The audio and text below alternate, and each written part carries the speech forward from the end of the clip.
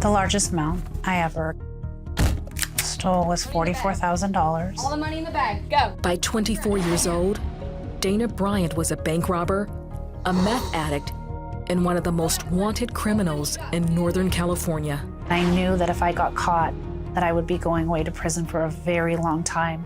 I didn't want to get caught, and I didn't want to live. Raised in a middle-class home, Dana says she felt worthless because she never felt she could measure up to her mother's expectations. In high school, she found that partying helped her cope.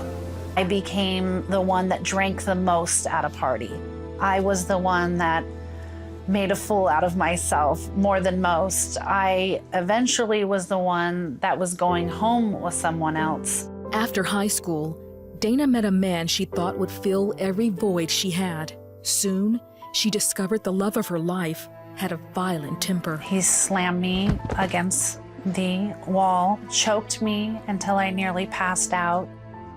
Dana endured physical and mental abuse for 3 years. She grew accustomed to hiding the bruises on her face. Her friends begged her to leave. Still, Dana stayed. I felt ugly. I didn't feel worth anything. And he would tell me what I wanted to hear. And so I became addicted to just him making me feel better about myself. Eventually, Dana had a child with her boyfriend, but soon afterward, she developed another addiction to meth. Unable to look after her child, Dana put her daughter in her mother's care. By now, she had lost her job and had no money. That's when Dana started robbing banks. She used a fake gun, and each time she played the victim and told the tellers that someone else was forcing her to rob them. I walked in, put the gun to the woman, and took the money. And I remember apologizing on my way out. Go, go. Then, emboldened by meth, she left her boyfriend for good. She had also become a habitual gambler. To support that and her meth addiction, Dana continued to hold up banks. But she says there was another reason. I created this fantasy that I could get killed by the police. And so it didn't matter anymore. And although I tried to get away, it's that survival to run, but I really didn't care if they killed me or not. In 1 year's time, she hit 9 financial institutions, and the police and FBI were looking for her.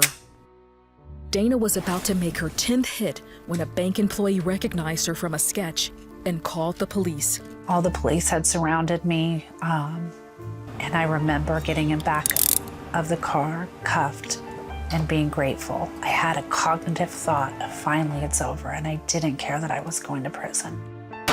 Dana was charged with 9 counts of bank robbery and possession of a weapon. She faced 25 years in a women's federal prison. Then, on sentencing day, the judge called her forward. He said a very bad thing happened to a good girl, and he said, I'm gonna give you a chance. He looked me in the eye. I'm gonna send you to a program. I think you need help. And because of that, I only got a 5-year sentence. After she went to a court-ordered rehab program, she started serving her sentence. Dana went to a chapel service where she finally realized she needed God to rescue her. I felt scared at service because women were raising their hands and worshiping God in a way that I wasn't used to.